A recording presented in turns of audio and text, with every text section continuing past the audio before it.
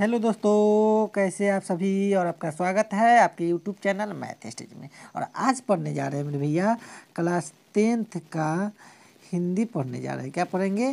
Class 10th का हिंदी पढ़ेंगे, जो पाठ के नाम है श्रम विभाजन जाति प्रथा। ठीक है, इसका पूरा VVI ऑब्जेक्टिव क्वेश्चन करेंगे। ठीक है, क्योंकि एग्ज़ाम में मेरे भैया एग्ज़ाम में इसी टाइप के क्वेश्चन पूछे जाते हैं। एग्ज़ाम में इससे बाहर आपको नहीं आएगा। ठीक है, अगर आप चैनल पे नए हैं तो सब्सक्राइब कर लीजिए, क्योंकि प्रतिदिन का वीडियो आपके पास पहुंच जाए। ठीक है, चलिए आते हैं क्वेश्चन करते हैं। बहुत आसान क्वेश्चन। चलिए क्वेश्चन है 1 नंबर क्वेश्चन देखिए कि मानव मुक्ति के पुरोधा किसे कहा गया। ठीक है, बहुत आसान क्वेश्चन है, बहुआ लेखा क्वेश्चन है। तो मानव मुक्ति के पुरोधा जो है भीमराव अंबेडकर जी को कहा गया। ठीक है, इसका आंसर हो जाएगा C4 कैट। ठीक, इसमें कोई दिक्कत? चलिए 2 नंबर क्वेश्चन देखिए कि भारत में जाति प्रथा का मुख्य कारण क्या है। ठीक है, तो जाति प्रथा का जो मुख्य कारण है मेरे भैया बेरोजगारी है। क्या है? बेरोजगारी। A4 Apple. जाइए खाइए, उसके बाद ऐश कीजिए। चलिए 3 नंबर क्वेश्चन देखिए कि जाति प्रथा स्वाभाविक विभाजन नहीं है, क्यों? ठीक है, तो इसका आंसर हो जाएगा मेरे भैया रुचि पर आधारित नहीं होने के कारण। ठीक है, D4 डॉग आंसर। ठीक है, अगला क्वेश्चन देखिए, बहुत आसान क्वेश्चन है कि श्रम विभाजन और जाति प्रथा के लेखक कौन है। वाह वाह वाह, कितना आसान क्वेश्चन है। ठीक है, तो श्रम विभाजन और जाति प्रथा के जो लेखक है बाबा साहेब भीमराव अंबेडकर है। ठीक है, तो इसका आंसर क्या हो जाएगा? B4 ball. B से बॉल और B से बाबा साहेब भीमराव अंबेडकर जी। ठीक है, चलिए 5 नंबर क्वेश्चन देखिए कि लेखक की दृष्टि में विडंबना की बात क्या है। ठीक है, तो लेखक की दृष्टि में विडंबना की जो बात है मेरे भैया, जातिवाद के पुस्तकों की कमी नहीं है। ठीक है, ये आपका आंसर हो जाएगा, जिसका A4 क्या होगा? एप्पल आपका आंसर होगा। ठीक, इसमें कोई दिक्कत? चलिए 6 नंबर क्वेश्चन देखिए कि लेखक की दृष्टि में आदर्श समाज कैसा होना चाहिए।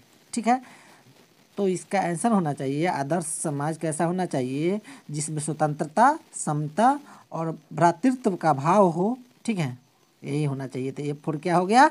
एप्पल आपका आंसर। चलिए 7 नंबर क्वेश्चन देखिए कि लेखक बेरोजगारी का प्रमुख और प्रत्यक्ष कारण किसे माना है। ठीक है, तो जो माना है लेखक जी, जाति प्रथा को क्या माना है? ठीक है, बेरोजगारी का प्रमुख और प्रत्यक्ष कारण माना है। ठीक है, तो C4 क्या हो गया? कैट। ठीक, अगला क्वेश्चन देखिए, बहुत आसान क्वेश्चन है कि अंबेडकर की दृष्टि में भाईचारे का वास्तविक रूप कैसा होता है। ठीक है, तो इसका आंसर हो जाएगा B4 बॉल, दूध और पानी के मिश्रण की तरह। ठीक है, इसमें कोई दिक्कत परेशानी? चलिए अरे बाबा, कितना आसान क्वेश्चन है, बहुआ लेखा क्वेश्चन है साहब कि भारतीय संविधान के निर्माण में महत्वपूर्ण भूमिका किसकी है। ठीक है, तो ये भीमराव अंबेडकर के अलावा किसका हो सकता है। ठीक है, इसका आंसर हो जाएगा A4 एप्पल। ठीक है, कोई दिक्कत? चलिए 10 नंबर देखिए कि सभ्य समाज की आवश्यकता क्या है। सभ्य समाज की आवश्यकता क्या है? श्रम विभाजन। ठीक है, B4 बॉल आपका आंसर हो जाएगा। चलिए 11 नंबर क्वेश्चन देखिए कि निम्नलिखित रचनाओं में से कौन सी रचना डॉक्टर अंबेडकर की है। ठीक है, तो इनमें सभी है। D4 क्या हो जाएगा? डॉग। इनमें सभी। ठीक, अंबेडकर जी की आपको रचना याद करना पड़ेगा, कौन कौन रचना आती है, वो बुक में है, वो याद कर लीजिएगा। तो इनमें क्या हो जाएगा? सभी। सभी रचना किसका है?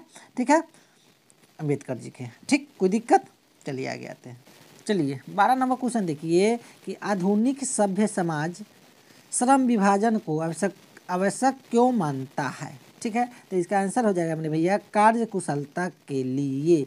A4 Apple. ठीक, कोई दिक्कत? चलिए अगला क्वेश्चन देखिए कि श्रम विभाजन और जाति प्रथा पाठ बाबा साहेब के किस भाषण का संपादित अंश है। तो इसका आंसर हो जाएगा मेरे भैया एनिहिलेशन ऑफ कास्ट। ठीक है, एनिहिलेशन ऑफ कास्ट। ठीक है, तो C4 क्या हो गया? कैट आपका इसका आंसर हो गया। ठीक है, चलिए आगे देखिए, ये भी बहुत आसान क्वेश्चन है कि प्राथमिक शिक्षा प्राप्त करने के बाद अंबेडकर उच्चतर शिक्षा प्राप्त करने के लिए कहाँ गए। ठीक है, तो यह गए न्यूयॉर्क गए। न्यूयॉर्क यानी अमेरिका में गए पढ़ने। कौन पढ़ने गए? अंबेडकर जी। ठीक है, तो इसका C4 क्या हो गया, कैट आपका आंसर हो जाएगा। कोई दिक्कत परेशानी? चलिए ठीक। अगला क्वेश्चन देखिए कि अंबेडकर के चिंतन व रचनात्मकता के लिए प्रेरक व्यक्ति थे। ठीक है, तो इनका प्रेरक चिंतन और रचनात्मक के कितने प्रेरक व्यक्ति थे, तो 3 थे। बुद्ध भी थे, कबीर भी थे, ज्योतिबा फुले भी थे। ठीक है, तो इसका आंसर क्या हो जाएगा, D4 डॉग। ठीक है, ये भी आपसे क्वेश्चन पूछ देगा कि अंबेडकर के चिंतन और रचनात्मक के कितने प्रेरक थे। ठीक है, तो 3 थे। ठीक है, कितने थे, 3, ये तीनों नाम है। ठीक है, तो इनमें क्या हो जाएगा, D4 डॉग, सभी आंसर इसमें हो जाएगा। ठीक है, कोई दिक्कत? चलिए अगला क्वेश्चन देखिए कि जाति पांति तोरण मंडल भाषण लाहौर में कब हुआ। ठीक है, तो ये मेरे भैया हुआ 1936 में हुआ। ठीक है, तो C4 क्या हो गया, कैट आपका आंसर हो गया। चलिए अगला क्वेश्चन देखिए कि श्रम विभाजन और जाति प्रथा क्या है। ठीक है, तो यह जो है मेरे भैया एक निबंध है। क्या है, निबंध है। तो C4 क्या हो गया, कैट आपका आंसर हो गया। ठीक है, अगला देखिए कि अंबेडकर के भाषण एलिहिलेशन ऑफ कास्ट को किसने हिंदी में रूपांतरण किया है।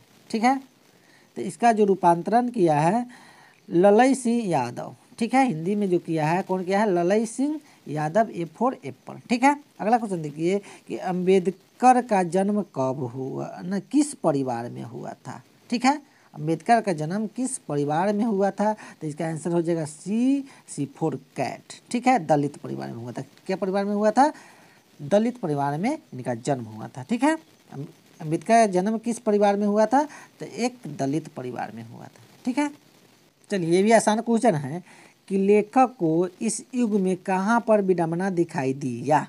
ठीक है, तो इस युग में लेखक को जातिवाद में, ठीक है, विडंबना दिखाई दिया। तो A4 क्या होगा, एप्पल।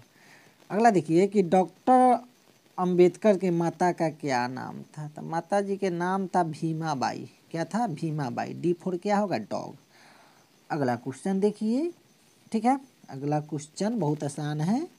चलिए कि डॉक्टर अंबेडकर ने PhD का उपाधि कब धारण की, तो इसका आंसर हो जाएगा मेरे भैया 1916 ईस्वी में PhD का उपाधि धारण की थी। C4 क्या हो गया, कैट। ठीक है, अगला क्वेश्चन देखिए the castes in India their mechanism किनकी रचना है। ठीक है, यह जो है रचना भीमराव अंबेडकर जी की है। ठीक है, रचना पहले आपको याद करना पड़ेगा। ठीक है, तो A4 क्या होगा, एप्पल। ठीक, अगला क्वेश्चन देखिए, बहुत प्यारा क्वेश्चन। अगला क्वेश्चन देखिए कि आदर्श समाज स्वतंत्रता समानता भ्रातृत्व पर आधारित होगा, किसने कहा, तो यह भीमराव अंबेडकर जी ने कहा है। ठीक है, तो B4 क्या हो गया, बॉल। अगला क्वेश्चन देखिए, बहुत प्यारा क्वेश्चन है, बहुत आसान क्वेश्चन है, पढ़िए इसको कि डैश पेशे का दोषपूर्ण पूर्व निर्धारण करती है। ठीक है, तो इसका जो आंसर हो जाएगा जाति प्रथा जो है ना, दोषपूर्ण का पूर्व निर्धारण करती है। तो B4 क्या हो गया, बॉल आपका आंसर हो जाएगा। चलिए अगला क्वेश्चन देखिए कि जाति प्रथा भारत में बेरोजगारी का एक डैश कारण बनी हुई है।